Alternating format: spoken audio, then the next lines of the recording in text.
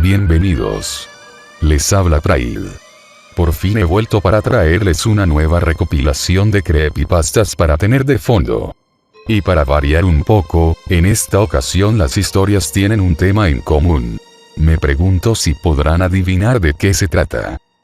Antes de empezar, les tengo una pequeña noticia.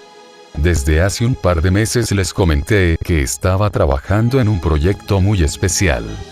Pues, bueno, ya se va acercando la hora de que revele el secreto. Y les aseguro que no dejará a nadie indiferente. Mínimo, los sorprenderá. Y creo que muchos estarán muy emocionados. Estén al pendiente del canal, y a mis redes sociales, para cualquier novedad. En la descripción encontrarán un link que tiene todas mis redes, y más. También les recuerdo que tengo un nuevo proyecto, donde narro historias de terror reales que manda el público. Se llama Sombras Susurrantes, y también está en la descripción. Y por último, no olviden usar mi código. Yo soy Pride, en la tienda de Fortnite, y de Epic. Sin más que decir, los dejo con las historias.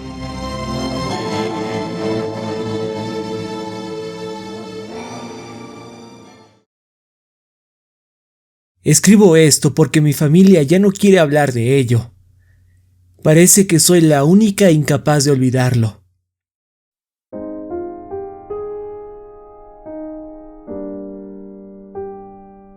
Crecí a las afueras de Preston, una pequeña ciudad al sur de Idaho, con una población de aproximadamente 5,000 habitantes.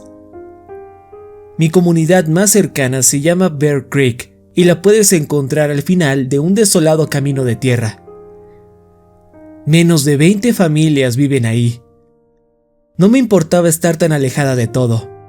Crecí rodeada por la comodidad del campo y con vecinos muy cercanos, cosas que solo la gente que vive en áreas rurales podrá entender. Éramos una comunidad mormona.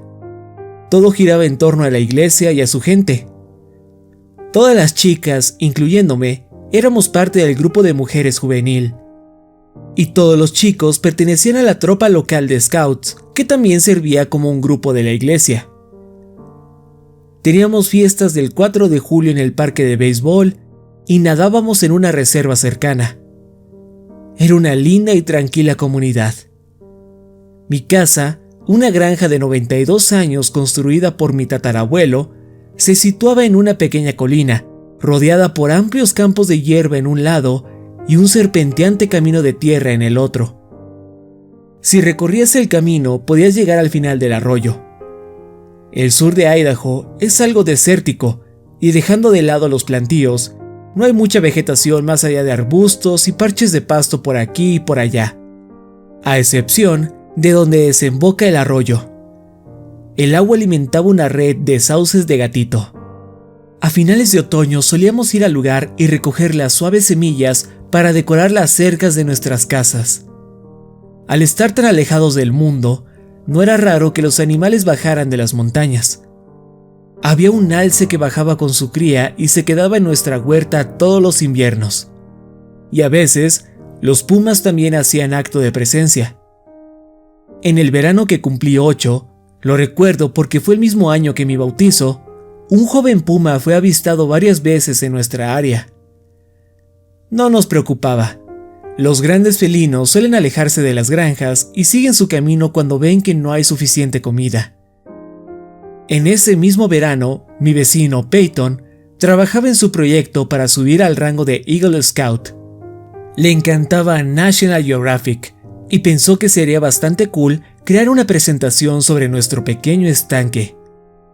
Y dado a que el puma fue avistado durante esos días, Peyton se emocionó aún más. Decidió que intentaría tomarle fotografías al felino y le pidió consejos al equipo de National Geographic.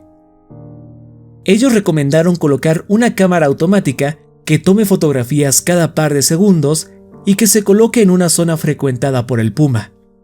También recomendaron poner alguna clase de carnada para aumentar las probabilidades de su visita. A nadie que viviera cerca le agradaba la idea de una carnada viva o carroña, así que se nos ocurrió algo diferente. Decidimos colocar una grabación de audio de una liebre moribunda, reproducirla en loop a través de bocinas que estarían escondidas entre los sauces. Recuerdo cuando todos estaban en el arroyo, probando las bocinas, y cuando escuché el sonido por primera vez. El sonido de una liebre agonizante es horrible. Es casi como si escucharas a un niño gritar. Si nunca lo han escuchado, hay bastantes ejemplos en línea.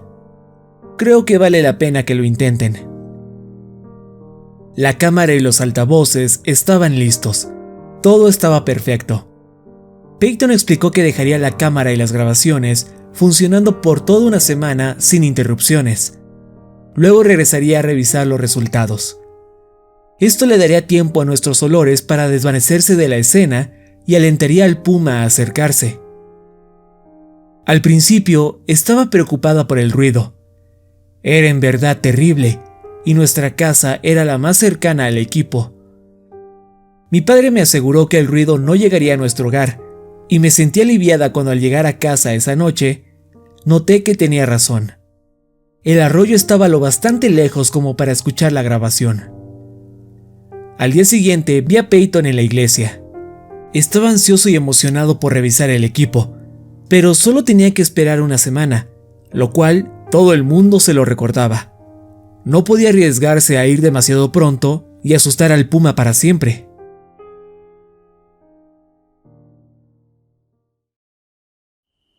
Esa noche, desperté a causa de un horrible ruido. Me senté sobre la orilla de mi cama, con mis ojos bien abiertos en medio de la oscuridad. Tenía los puños tan apretados que las palmas empezaban a dolerme por culpa de mis uñas. Reconocía ese ruido. Era la grabación de las liebres. Sonaba algo tenue y alejado, como si en verdad proviniera del arroyo. Sin embargo, eso era imposible, pues la grabación se reprodujo durante toda la noche previa y no había escuchado nada. No dormí esa noche. Estaba demasiado asustada como para salir de mi cuarto y despertar a mis padres. La grabación se repitió una y otra vez. Incluso llegué a memorizarla. En la mañana, me tambaleé hacia la cocina para el desayuno. Mamá y papá estaban sentados a la mesa. También tenían ojeras. No fui la única que escuchó los ruidos. Mamá estaba convencida de que el equipo sufría de alguna avería. Quería ir al arroyo a revisarlo. Por otro lado, papá se negó. Él era un hombre dulce y amable, y no quería causar algún drama innecesario. Estaba seguro de que la noche anterior hubo un fuerte viento, el cual llevó el sonido más lejos de lo que llegaría naturalmente. Nos dijo que guardáramos silencio y pusiéramos atención. Así lo hicimos, y estaba en lo cierto. Ahora no podíamos escuchar la grabación. Nos olvidamos del tema y continuamos con nuestras rutinas diarias.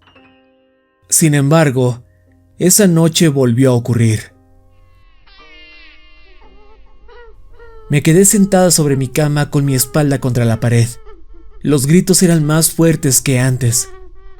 No obstante, esta vez había algo distinto. Eran más graves de lo que recordaba. Y partes de la grabación parecían ralentizarse, como si fuera un disco rayado. A veces, el loop no continuaba como debería, y en su lugar sonaban segmentos al azar del audio. Mi madre no dijo nada durante el desayuno a la mañana siguiente, pero tanto ella como mi padre se veían tensos. Fue en la tercera noche cuando reuní el coraje para ponerme de pie al lado de mi ventana y mirar hacia afuera. Por un momento me quedé quieta, paralizada de los pies pero con las manos temblando sin importar cuánto intentara detenerlas. El sonido se escabullía por las grietas de mi ventana. Miré la línea de los árboles en el jardín, perfectamente quietos. Ni siquiera la más ligera brisa sacudía sus ramas. Al día siguiente, mi madre avisó que visitaría a sus hermanas en el pueblo y que probablemente pasaría la noche allá. Me invitó a ir con ella, pero siempre tuve preferencia por mi padre, así que escogí quedarme en la granja. Me acosté junto a él esa noche, e incluso eso no ayudó en nada. Creo que mi papá tampoco pudo dormir, pues vi cómo se quedó inusualmente rígido hasta el amanecer. Fue entonces que empezamos a escuchar los ruidos durante el día. Me encontraba dibujando sobre la banqueta con tizas cuando ocurrió. Mis hombros se tensaron y los cabellos de mi nuca se erizaron. Fue un solo grito, corto y agudo, y luego la grabación se quedó en silencio. Volvió a ocurrir varias veces en el transcurso del día, pero nunca se repitió el sonido por completo, solo pequeños clips. Más tarde esa misma noche, el padre de Peyton llegó a visitarnos. Dijo que buscaba a su mascota, un labrador que se había extraviado desde esa mañana. Papá dijo que lo lamentaba, pero que no lo había visto. En ese momento me le quedé viendo a mi padre, rogándole en silencio que mencionara algo sobre la grabación, pero no lo hizo. Era un hombre tranquilo después de todo. No quería causar algún drama innecesario. Mi madre estuvo fuera toda la semana. Papá y yo no pudimos dormir ni un solo día. Para el sábado, se podían escuchar los gritos constantemente. Aunque parecían haberse desviado por completo del loop original, ya no los reconocía. A veces los gritos eran delgados y largos. A veces eran poco más que simples gruñidos.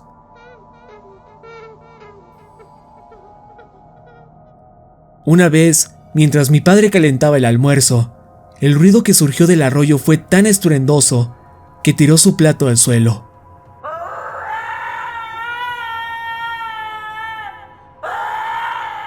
Me cubrí los oídos con las manos y apreté los ojos en el momento, pero nada de eso sirvió para amortiguar el ruido. El sonido se deslizó por los orificios entre mis dedos, perforó en mi garganta y reverberó en mis costillas. El estruendo duró 1 minuto entero y al terminar, todo quedó en silencio. Mi papá estaba temblando. Eso fue lo último que escuchamos ese día.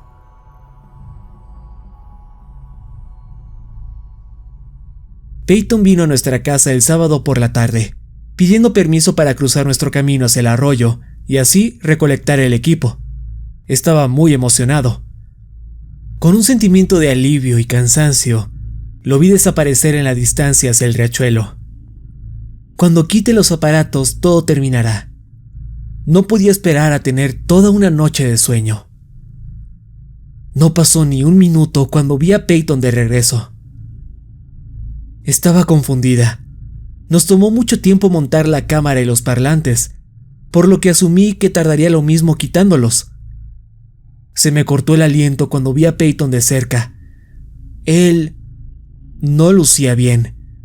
Sus ojos estaban abiertos de par en par y su rostro era pálido. Algo húmedo goteaba de su barbilla hasta su playera. Más tarde descubriría que era vómito. Se tambaleaba hacia la casa y estuvo a punto de desmayarse. Por fortuna, mi padre logró atraparlo al mismo tiempo que le exigía saber qué ocurrió. Peyton no podía hablar, solo llorar. Llamamos a su padre. Me encargué de cuidar a Peyton mientras su padre y el mío iban a revisar el arroyo. Se fueron por mucho tiempo. Cuando regresaron, sus rostros lucían sombríos e irradiaban un olor peculiar. Noté que algo rojo cubría las manos de papá. Le pregunté qué andaba mal. Sin embargo, me ignoraron y llamaron inmediatamente a la policía. Nadie quería decirme qué había pasado. Me senté en el sillón, viendo una oleada de vecinos y oficiales a mi alrededor. En un punto, vi que un oficial puso algo en la mesa de la cocina y se fue. Entré a la cocina, curiosa, y vi que el objeto era nada más ni nada menos que la cámara. Desearía no haberla revisado. Estaba un poco maltratada, con pequeños rasguños y abolladuras a lo largo de su estuche plástico. Cuando la sujeté, mis manos se pegaron al plástico.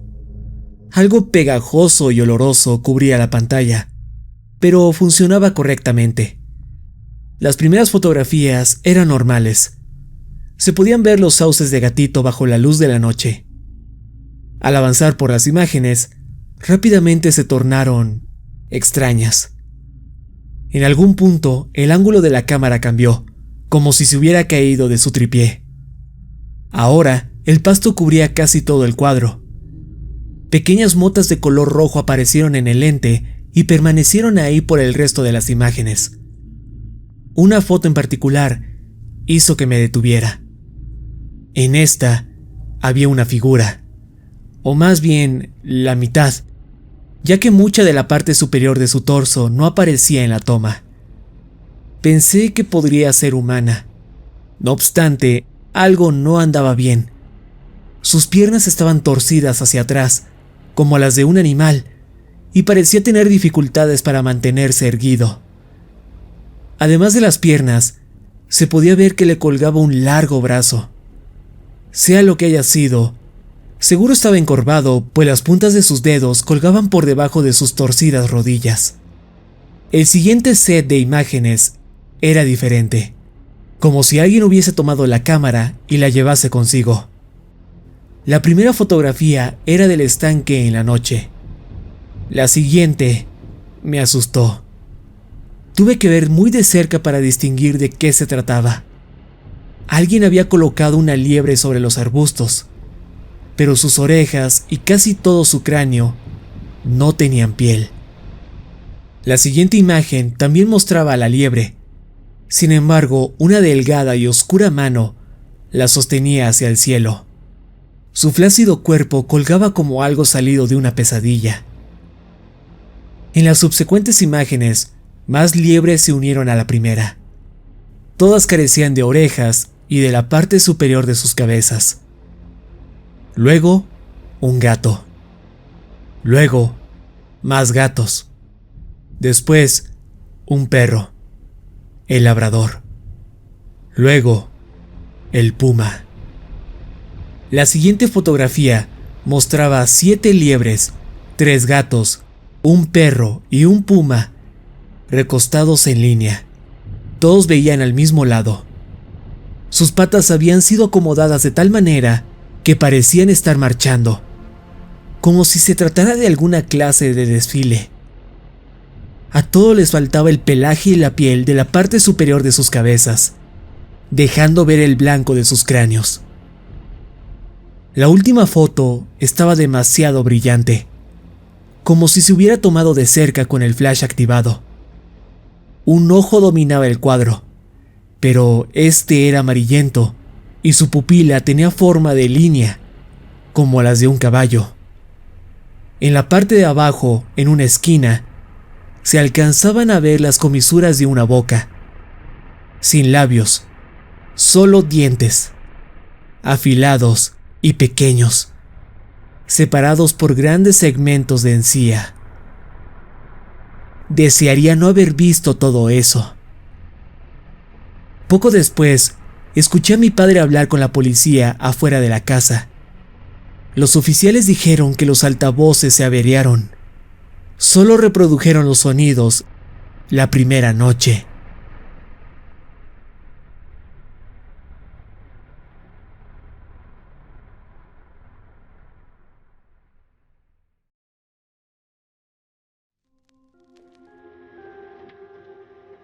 El lago Victoria es uno de esos sitios extraños en el mundo donde tienden a ocurrir cosas misteriosas. Mi padre me habló por primera vez del lago cuando yo tenía unos 10 años. Íbamos en el auto cuando di un vistazo por la ventana y vi las ondulantes olas a la distancia. Al observar el agua, le pregunté si alguna vez me llevaría de pesca. Él se rió. «Ja, no, nunca», contestó con una sonrisa. Era una respuesta tan extraña, sobre todo hacia un niño. Lo miré confundido. Nosotros no vamos al lago Victoria, agregó, sonando casi distante. ¿Pero por qué no? Mi padre suspiró, dejando por un momento su actitud feliz y descuidada. Mira, hijo, cosas malas ocurren en el lago Victoria, afirmó. Podía ver el rechazo en su rostro, como si supiera lo que estaba a punto de preguntar. ¿Ah, sí? ¿Cómo qué? Mi curiosa mente parecía ser un fastidio para mi padre. Hizo una breve pausa antes de continuar. Hay un monstruo viviendo ahí, y te comerá si te acercas demasiado. Oír eso les puso un fin a mis preguntas. Puede que suene tonto para algunos de ustedes, pero no tenía razones por las cuales dudar de mi papá. Así que cuando habló del monstruo, solo le creí. Continuamos con el viaje, y a la par que el resplandeciente lago se desvanecía en la distancia, mi mente empezaba a imaginar qué tipo de monstruo era.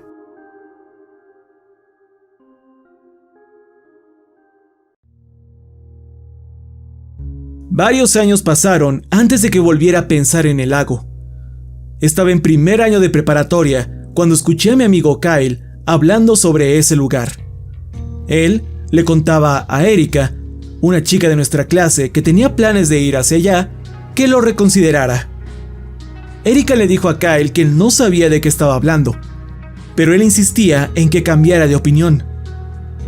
Asumí que mi padre simplemente no quería llevarme de pesca cuando era niño, pero obviamente algo más estaba pasando. Continuaba espiando la conversación cuando Kyle alegó: cosas malas ocurren en el lago Victoria. Escuchar eso atrajo toda mi atención. Oh, ¿en serio? ¿Cómo qué? ¿Monstruos? Dije fríamente. Esto hizo reír a Erika. Él se quejó. No, gente ha muerto en el lago. Le dediqué una mirada de incredulidad y dije: bueno, no deberías meterte al agua si no sabes nadar. Erika volvió a reír. Llevaba 2 de 2.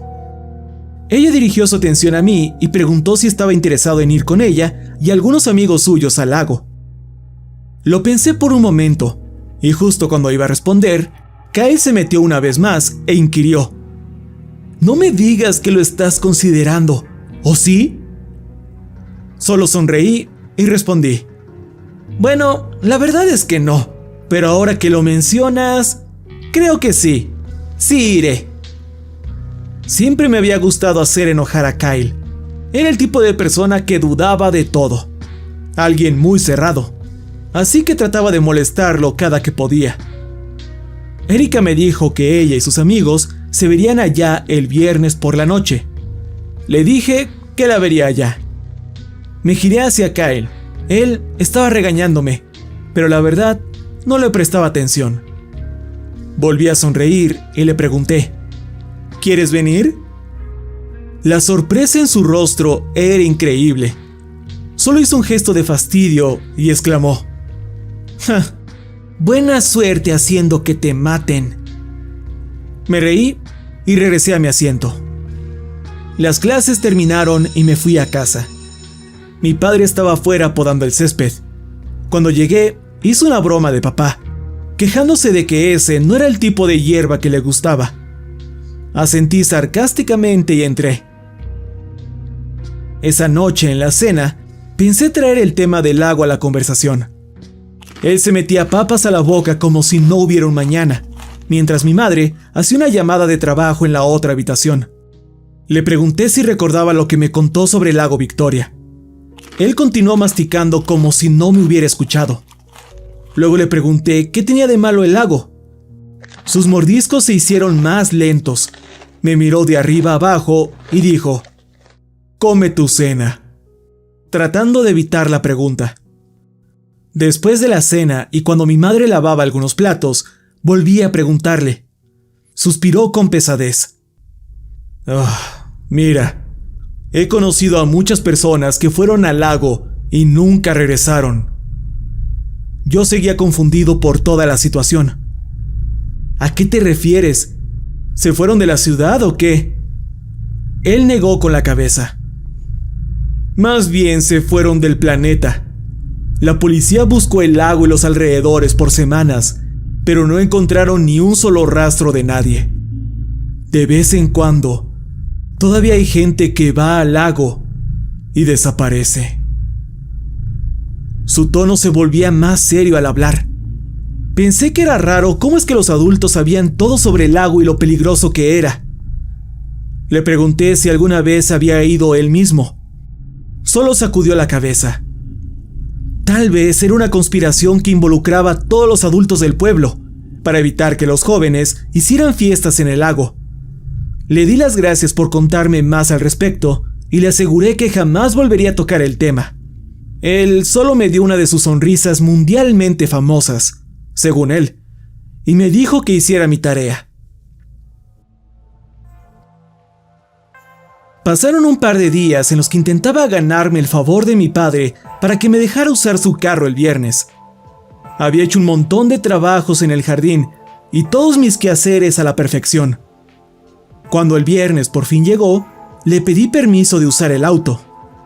Él miraba la televisión y me dedicó una mirada de sospecha. Pensé que estaba a punto de negarse.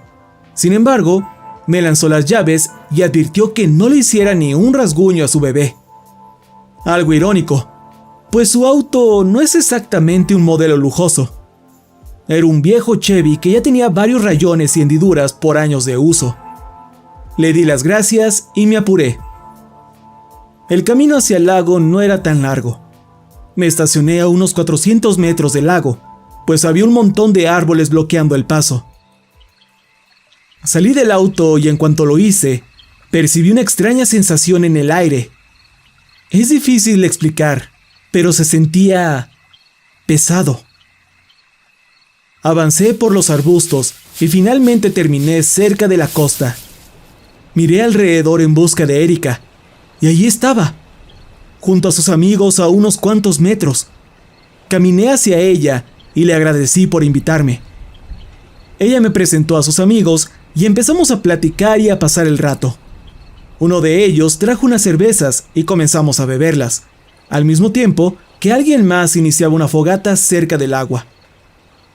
Miré las flamas bailar mientras bebía la agria cerveza. Erika notó mi mirada y trajo el tema de las supersticiones una vez más. Todos sus amigos se rieron, asegurando que solo eran historias inventadas para evitar que los chicos hagan fiestas en el lugar. Me uní a ellos mientras observaba la botella. Llevábamos un par de horas relajándonos en el lago cuando una delgada neblina empezó a formarse sobre las olas. Había estado charlando con Erika sin parar que casi no noté a una de sus amigas de pie a nuestro lado mirando al lago. Levanté la mirada y le pregunté si estaba bien.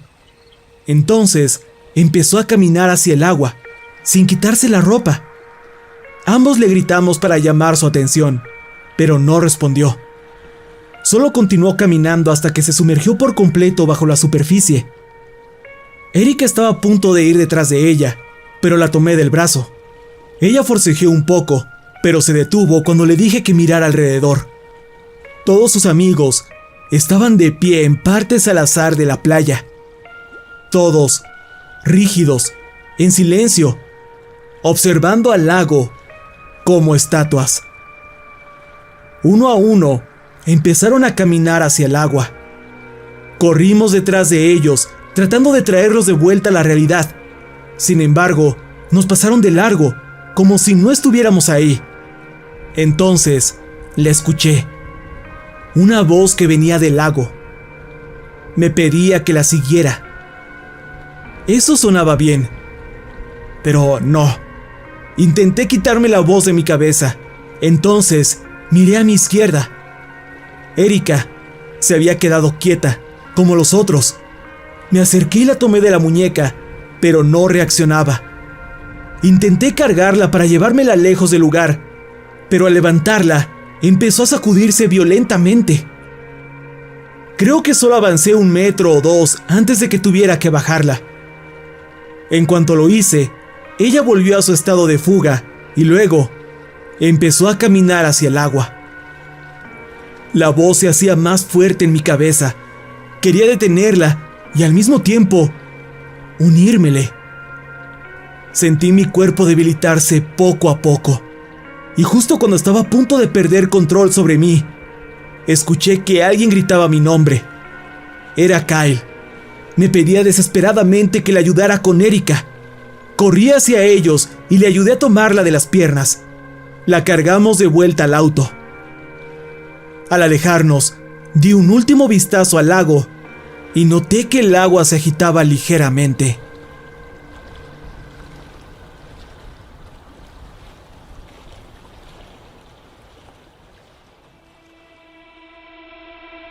La policía nos interrogó.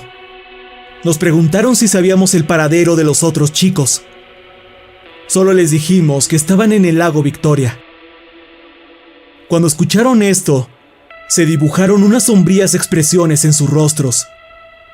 A pesar de eso, nos dijeron que no nos preocupáramos, pero que nos mantuviéramos lejos del lago. Erika no ha ido a la escuela por varios días. Después de lo que pasó, no la culpo. Le pregunté a Kyle por qué apareció esa noche en el lago. Él aclaró que tuvo un mal presentimiento y por eso fue a ver cómo estábamos. Desde ese día, dejé de molestar a Kyle. Después de todo, salvó nuestras vidas. Han pasado un par de semanas y nos enteramos que la policía volvió a buscar por todo el lago. No obstante, siguen sin encontrar rastros de los chicos. Ni siquiera algún cuerpo o algo. No tengo idea de qué les pasó a los otros, aquellos que se metieron al agua. No puedo evitar pensar en lo que me contó mi padre sobre ese sitio, que hay un monstruo viviendo ahí. Creo que se equivoca. No hay ningún monstruo viviendo en el lago. Yo creo que el lago mismo es el monstruo. Aunque sí tiene razón en algo. Cosas malas ocurren en el lago Victoria.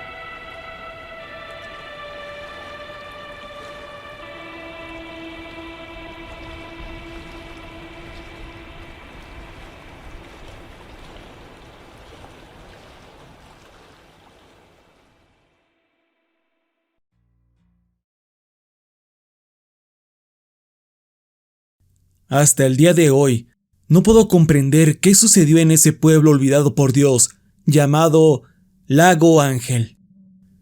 El miedo y el horror que uno sentía al ir allí ya era bastante intenso, pero lo que presenciamos y experimentamos mi amigo y yo es algo que no le deseo a nadie.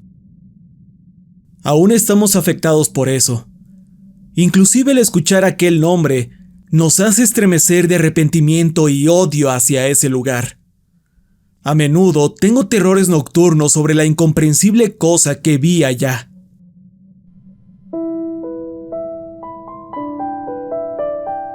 Nada de esto surgió por morbo o algún tipo de búsqueda de leyendas en la que quisiéramos participar. De hecho, todo sucedió solo porque mi amigo y yo éramos curiosos. Yo era un estudiante que tenía una apreciación por la antropología y la historia, mientras que mi amigo era un apasionado del folclore y la mitología. Ambos intercambiábamos datos sobre nuestras especialidades. También compartíamos el gusto por lo macabro, así que frecuentemente nuestras investigaciones nos llevaban a oscuros y misteriosos temas como los colonos de la isla Roanoke o los espantosos asesinatos que sucedieron en Hinterkaifeck. Un interés que hemos compartido toda nuestra vida es el tema de los pueblos fantasmas. Para nosotros, los pueblos fantasmas tienen historias misteriosas y fascinantes del pasado que ningún libro podría capturar. Lo que los hacía más atractivos era que, generalmente, esos lugares se mantienen intactos, así que todo permanece quieto y en silencio como el día en que fueron abandonados. Es como si la ciudad olvidada fuera un cementerio para las vidas que antes le habitaban. Mi amigo y yo disfrutábamos especulando sobre la causa del abandono, si es que podemos llamarle así. A veces nos topábamos con poca o nula evidencia de por qué un pueblo se queda solo. Están las explicaciones lógicas y obvias: falta de cultivos, hambruna, sequías, rebeliones o a veces el simple deseo de mudarse. Sin embargo, el pueblo fantasma del Lago Ángel resalta por no tener ninguna explicación. Hay muchos pueblos fantasmas en el mundo que han sido abandonados por sus pobladores originales, pero este tiene una historia peculiar. Se sabe muy poco del Lago Ángel. Mi amigo y yo buscamos por todos lados para descubrir más sobre él. Además de unos cuantos artículos en línea y uno que otro en libros de historia, lo más que se ha dicho es que se estableció en algún momento de 1800, lleva el nombre del lago que reside ahí y fue misteriosamente abandonado en 1963. Se desconoce qué le pasó en realidad a la gente que vivía ahí, porque pareciera que simplemente desaparecieron de la historia. Nadie ha descubierto qué les sucedió o por qué se marcharon. Lo poco que hemos leído detalla las posibilidades lógicas, pero también destacan los aspectos más curiosos. Se cree que las prácticas oscuras de los cultos que se llevaron a cabo en el lugar durante siglos fueron la causa principal. Lo que se sabe en la historia registrada es que los indígenas del lugar evitaban el área. Cuentos de los espíritus malvados que moraban allí eran recitados con frecuencia entre ellos. Exploradores españoles que visitaron la región también escribieron sobre raros y espantosos sucesos que ocurrían en la zona, tanto así que le llamaban el Lago de los Diablos. Nunca describieron realmente qué aconteció para que se fueran de ahí. Los españoles lo encontraron tan espeluznante que rápidamente abandonaron el lugar por cientos de años hasta que fue renombrado como Lago Ángel por colonos ingleses, quienes se enteraron del nombre original y lo cambiaron porque ofendía sus raíces religiosas. La leyenda cuenta que muchos aquelarres de brujas se organizaban cerca del área, lo cual provocó que las personas fueran secuestradas y llevadas por los aires en la noche por gárgolas y demonios alados. Otros dicen que los extraterrestres bajaban de las estrellas y abducían a la población. Inspirados por estos cuentos extraños y siendo amantes de la historia y el folclore, mi amigo y yo decidimos viajar al Lago Ángel para explorar y, tal vez, descubrir por qué la gente de ese lugar se había marchado. No estaba tan lejos de nuestra ciudad natal, así que era posible llegar en pocas horas. Terminaríamos arrepintiéndonos de nuestra decisión por el resto de nuestras vidas. Esta tonta decisión no vino únicamente de nuestra necesidad por explorar. Habíamos planeado tomar algunas fotos de los viejos artefactos y quizás hacer turismo por los decadentes edificios. Lo que nos esperaba no es algo que realmente pueda explicar, ni es algo que quisiera volver a vivir. Recomiendo encarecidamente que se mantengan alejados del Lago Ángel y dejen que se pudra. Es un nido de pesadillas.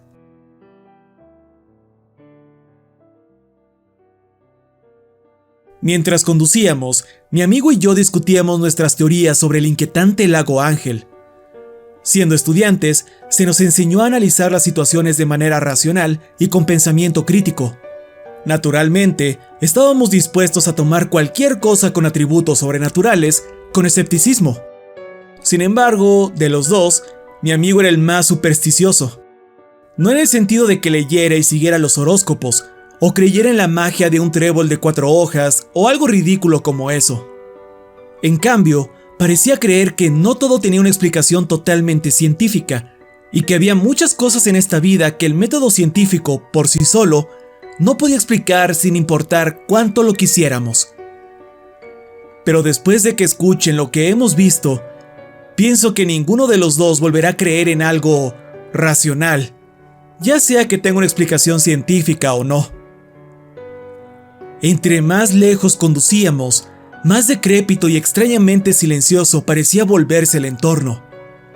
De hecho, en algún punto, bajé mi ventana solo para escuchar el silencio sepulcral del área. Si es que los animales hacían ruido, era casi imperceptible, además del leve crujir de la hierba. Habíamos estado viajando ya entrada la tarde, y para cuando llegáramos al lago Ángel sería de noche. Puedo decir que ese fue nuestro peor error, aparte del viaje en sí. Decidimos viajar a esas horas para crear un ambiente siniestro e inquietante, pero fue una decisión estúpida. No fue sino hasta que nos acercamos que, de pronto, comenzamos a sentir la verdadera soledad y aislamiento del viejo pueblo. Kilómetros y kilómetros de carretera se extendían en la distancia, y con cada kilómetro, el camino se volvía más descuidado, deteriorado y agrietado. Manejamos a través de valles olvidados, sombrías colinas y pastos altos y descuidados. Después de un rato, comenzamos a ver casas anticuadas y en ruinas esparcidas por el camino que ahora era de terracería. Nuestro vehículo se movía de un lado a otro por los bultos y hoyos del camino. Nos emocionamos al darnos cuenta que estas casas parecían ser auténticas y rústicas, tal vez provenientes del siglo XIX. Rápidamente tomé algunas fotos con mi teléfono. Supuse que le pertenecieron a gente que decidió tener una vida simple y no habitar en las zonas industriales del lago Ángel durante ese tiempo. En algún punto, no tuvimos otra opción más que estacionar el auto y continuar nuestro viaje a pie, pues el camino se hacía más difícil de atravesar manejando. Al momento de cerrar las puertas del vehículo, sentimos inmediatamente la atmósfera decadente.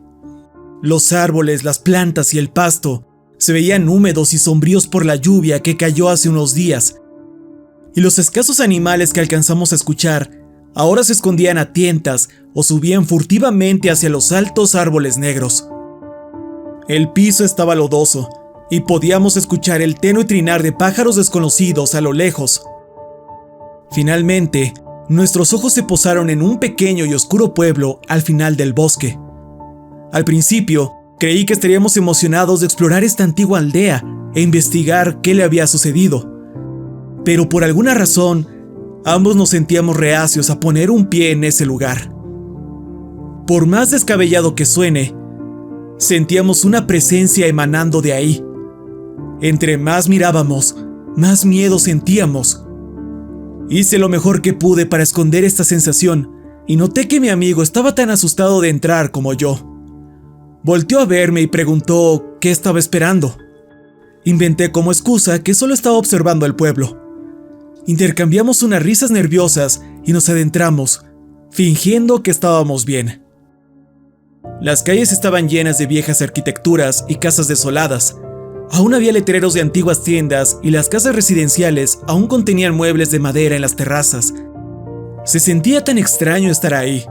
A menudo, al caminar por cualquier vecindario, uno esperaría ver que las ventanas se iluminen o toparse con gente caminando. Pero aquí, se sentía tan vacío y desamparado. Era muy desconcertante imaginar que este pequeño lugar fuera olvidado. Estábamos al tanto de que podíamos entrar a cualquiera de estas construcciones y hurgar en las cosas que contenían, pero había algo en estas casas que nos hacía temerles. Parecía que aún había cosas morando adentro, escondidas en la oscuridad y esperando a que alguien entrara. Parece tonto, sí, pero así se sentía. El hecho de que el sol se había ido y el cielo comenzaba a oscurecer lo hacían ver más sombrío y desprovisto de vida. Mientras recorríamos las solitarias calles, tomamos más fotos y señalábamos las pequeñas tiendas y casas que encontrábamos interesantes.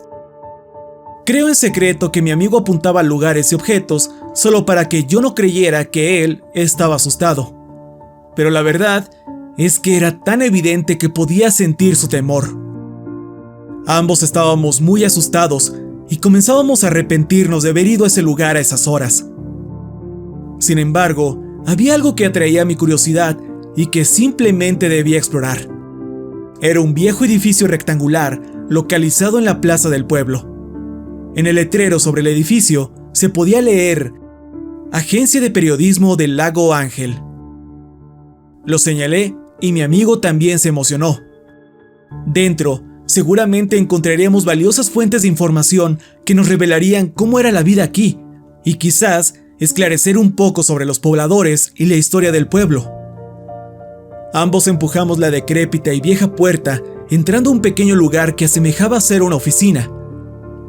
Miramos con asombro las viejas mesas, las máquinas de escribir y los archiveros que yacían derribados y esparcidos por toda la habitación. De inmediato comenzamos a buscar por los viejos registros y muebles. Encontramos innumerables artículos de periódico detallando eventos del país y muchas curiosidades de las noticias locales durante 1930. Era evidente que los periodistas que escribían esto debieron marcharse de un momento a otro, lo que nos dejó con una ligera sensación de nerviosismo mientras continuábamos con la búsqueda. Entonces, me aventuré dentro de otra habitación.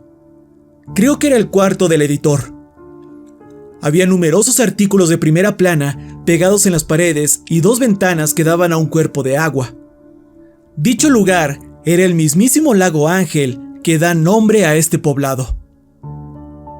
Llegué a lo que creía que era el escritor del editor del periódico. Había una gran pila de periódicos encima, cuidadosamente ordenados e intactos. Miré a mi amigo y vi que simplemente estaba tirando papeles y revisando el contenido de un escritorio. Se sintió increíble por un breve segundo. Tenía en mis manos un diario que se había escrito hace casi 80 años. Se sentía tan fresco como el día que salió de la imprenta. Leí el titular, el año de 1936 según la fecha del periódico, y sentí una punzada de miedo en lo profundo de mi ser. Este decía: extraña niebla divisada en medio del lago Ángel. Cuando terminé de leer esas palabras, mis ojos se movieron hacia el gran lago en la ventana. Mientras lo estudiaba por un momento, el agua parecía más oscura y quieta que en cualquier otro lago que hubiera visto en mi vida. Tenía una especie de tranquilidad inquietante. Luego volví a poner mi atención en el periódico y comencé a leer. El 11 de octubre se vio una niebla inexplicable creciendo en medio del lago Ángel. La gente dice que parecía haber venido de la nada, y los testigos que viven cerca afirman escuchar ruidos extraños y aterradores procedentes del lago mismo. Luces inexplicables parecen irradiar desde el núcleo de la niebla que se está formando en el agua. La policía local y los pescadores han intentado salir y ver cuál es la fuente de tal fenómeno, pero aseguran que se percibe un olor horrible, el cual les impide acercarse. Intentarán explorarlo en una fecha posterior con la esperanza de que el terrible olor haya disminuido. Esta historia me cautivó. Mientras miraba hacia abajo para leer más de los periódicos, me di cuenta de que había más artículos de este evento. Cada uno de ellos fue fechado solo días después del que acababa de leer, y rápidamente los tomé todos en orden cronológico. Estaba emocionado e inquieto. El siguiente artículo decía lo siguiente: el 19 de octubre, la niebla casi abarcaba todo el lago, llegando a la orilla e incluso se ha extendido a los bosques vecinos. La gente está empezando a temer que entrará a la ciudad. Parece que así será, ya que no está retrocediendo en lo absoluto, sino que se ha vuelto más densa. Los ciudadanos se quejan ante el alcalde y otros funcionarios electos de que el horrible olor ha comenzado a perturbar su vida cotidiana. Además, la gente continúa afirmando que los bizarros efectos de luz estroboscópica multicolor que destellan dentro de la niebla los están poniendo nerviosos. A altas horas de la noche, claman escuchar ruidos desconcertantes y hasta infernales que surgen en dirección de la niebla. Se ha hecho un anuncio público de que las personas deben permanecer en el interior de sus casas hasta que la niebla se haya disipado. Normalmente no soy supersticioso o de los que se asustan por algo así, sobre todo porque sabía que esto podría haber sido fácilmente un caso de prensa amarillista. No obstante, lo que me empezaba a provocar algo de miedo fueron las circunstancias que rodeaban a este viejo pueblo fantasma. Fue abandonado como si algo repentino hubiera sucedido. Pero, ¿y si no fue abandonado? ¿Y si algo horrible sucedió aquí? Mientras esos pensamientos llenaban mi mente, miré el periódico que estaba sosteniendo y noté mi mano temblando por los nervios. No lo había notado. Rápidamente lo dejé y recogí el siguiente periódico. Este tenía fecha del 5 de noviembre. La niebla aún no ha desaparecido desde que fue vista por primera vez el 19 de octubre. La alcaldía todavía no está segura de lo que es o cómo deshacerse de ella. La niebla ha llegado a la ciudad y ha comenzado a avanzar por las calles. Los ciudadanos han empezado a desaparecer bajo circunstancias misteriosas. La gente afirma que algunos de sus seres queridos han salido a mirar la niebla y, como si estuvieran hipnotizados, se adentraron en ella y no volvieron a salir. Lo último que escuchaban era a sus seres queridos soltar un horrible grito de terror. Luego se desvanecían sin dejar rastro alguno. Los cadáveres de ganado, aves y otros animales se han encontrado cerca de la neblina mortal. Las plantas y los árboles también están comenzando a descomponerse, marchitarse y morir cuando el gas se les acerca. Se desconoce qué acciones se tomarán al respecto. En este punto, mi amigo entró en la oficina del editor e inmediatamente grité y dejé caer el periódico mientras me llamaba. Notó mi expresión alarmante y mi actitud, preguntando qué me pasaba. Temblando, tomé los papeles del escritorio y se los leí en voz alta. Cuando lo miré de nuevo, estaba tan pálido y aterrorizado como yo. Podía verlo en sus ojos. Lo vi acercarse a la ventana, nervioso. Posó sus palmas contra el cristal y miró hacia el lago. Me le uní en la otra ventana. Noté que los árboles y las plantas alrededor del lago Ángel parecían muertos, grotescos e inertes. Fue entonces cuando me di cuenta de que eso era lo que le daba a este viejo y extraño pueblo un sentimiento tan inquietante. Todo parecía estéril y sin vida. El lago en sí era como un abismo frío y solitario. Entre más lo observaba, más imaginaba cosas abominables ocultas en el interior. ¿Qué tan cierto era lo que contaban los periódicos? ¿Acaso se trataba de un engaño muy elaborado? Se veían tan auténticos, simplemente no tenía sentido. Volví al escritorio y recogí el siguiente ejemplar. Sorprendentemente, este parecía ser el último que se publicó. Lo leí en voz alta a mi amigo que se había reunido conmigo en el escritorio, solo que ahora parecía más pálido que antes. Este último artículo tenía fecha del 14 de noviembre. La niebla infernal se ha apoderado del lago Ángel. Las autoridades han comenzado a evacuar el pueblo con prisa. La niebla, aunque de origen desconocido, ha sido considerada peligrosa por los funcionarios del pueblo. Los cultivos se han transformado y no son comestibles. Los animales también se han deformado, muriendo mientras su carne se pudre.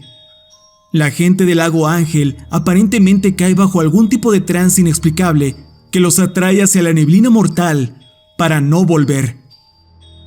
Se desconoce su paradero o si aún están vivos. Se ha especulado que el mal olor proviene de la niebla misma y se ha vuelto completamente insoportable.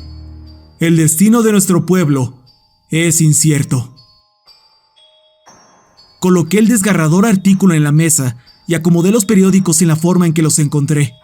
Tal vez el orden en el que habían estado durante décadas. Supongo que lo hice por respeto al habitante original que los dejó así.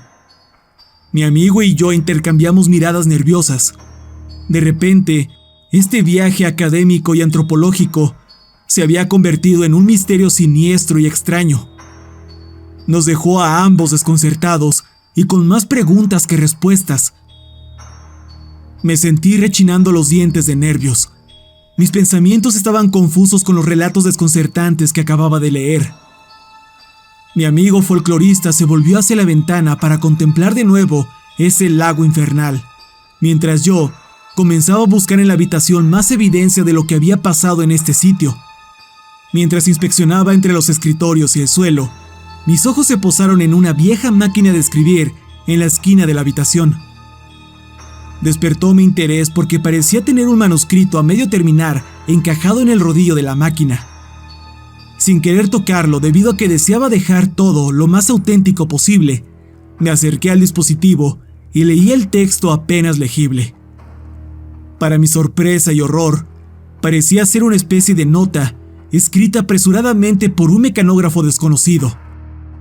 No estaba escrito formalmente para estar en un periódico. Comencé a leer, y después de esto, sentí la verdadera y abrumadora esencia de un horror puro. La maldita niebla no es solo vapor, es una cosa viviente. No solo rapta a las personas, se las está comiendo. Los vapores tóxicos están matando la flora y la fauna. Tiene algún tipo de poder diabólico. Se está apoderando del lago Ángel. Dejo esta nota atrás para advertir a cualquiera que sea lo suficientemente tonto como para venir aquí. Si estás leyendo esto, sal del lago Ángel, ahora. Debes hacerlo. Si te quedas un poco más, que Dios se apiade de... Eso es todo lo que tenía escrito, antes de cortarse abruptamente. Me quedé allí, temblando como un miserable cobarde ante las palabras del papel. Sentí que el más mínimo ruido me haría saltar en este punto, y estaba intoxicado con temor. Luego llegó el horrible grito de mi amigo, que aún estaba mirando el cuerpo de agua. En cuanto lo escuché, me paralicé. Nunca había sentido una frialdad tan horrible de tener cada parte de mi cuerpo. Incluso mi respiración se sentía restringida. Le oí decir mi nombre una y otra vez, frenético. El tono de su voz sonaba como si estuviera listo para empezar a llorar histéricamente.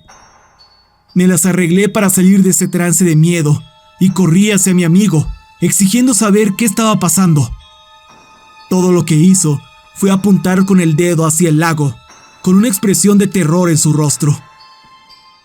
Antes de siquiera mirar, tuve la urgencia de solo darme media vuelta y salir corriendo de esta ciudad demoníaca lo más rápido posible. Con el horror empezando a apoderarse de mí, miré por la ventana y observé un fenómeno extraño e inexplicable. No creo haber leído o visto imágenes de algo así. En lugar de estar fascinado, me llené de un temor y odio pútrido mientras recordaba los relatos aterradores en los artículos y aquel mensaje final. Parecía que una niebla blanca como la leche comenzaba a remolinarse sobre el agua del lago, pero se movía diferente a cualquier tipo de humo que hubiera visto antes.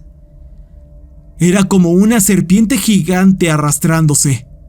Pero lo que le dio a esta neblina una cualidad más bizarra y extraña fue el misterioso cambio de colores que parpadeaba violentamente dentro de ella. Era como un relámpago multicolor brillando furiosamente dentro de una tormenta. La niebla parecía estar deslizándose hacia la costa a un ritmo muy veloz, como si lo estuviera haciendo a propósito. Solo me le quedé viendo con los ojos bien abiertos y la mente en blanco. No podía entender si estaba demasiado fascinado o petrificado para mover un músculo. Todo lo que recuerdo es a mi amigo gritándome algo e instintivamente me di la vuelta y corrí con él, tropezándome con lo que antes pensaba que eran tesoros de esta vieja ciudad. Eché a un lado los muebles y empujé con fuerza las puertas para abrirlas. Mientras corríamos afuera, la noche ya había llegado. Pero lo que añadía aún más terror a esta situación era que, en el aire, había un olor nauseabundo que nunca había olido antes. La peste era tal que tosía, jadeaba y me hacía lagrimear. Me cubrí la cara con la manga, pero ni eso bastó para bloquear el grotesco olor.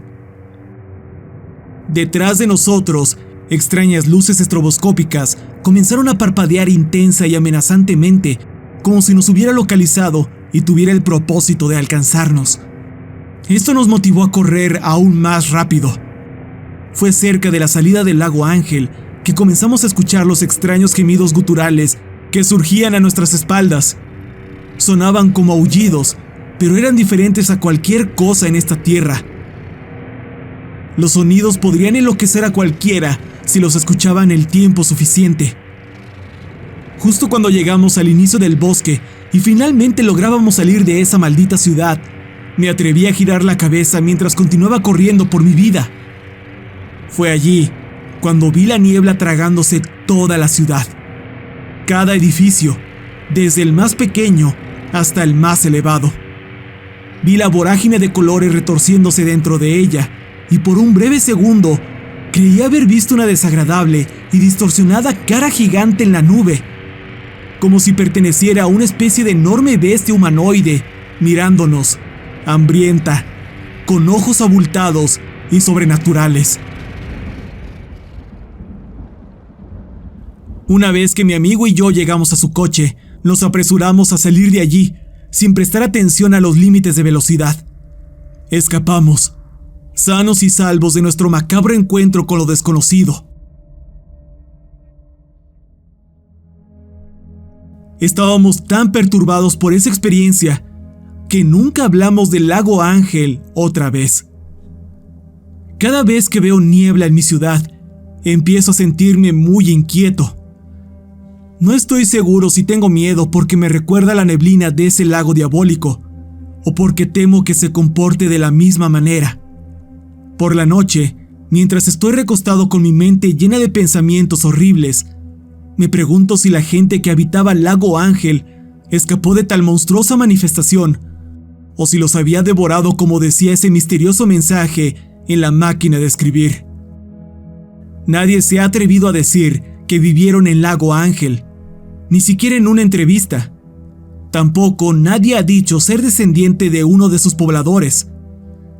Me hace considerar la terrible posibilidad de que, tal vez, la gente haya desaparecido dentro de esa niebla y no que lograron escapar. La idea me llena de terror y paranoia. Sé que nunca superaré esa experiencia. Solo me queda esperar que nadie se atreva a perturbar nunca más esa horrible niebla del Lago Ángel.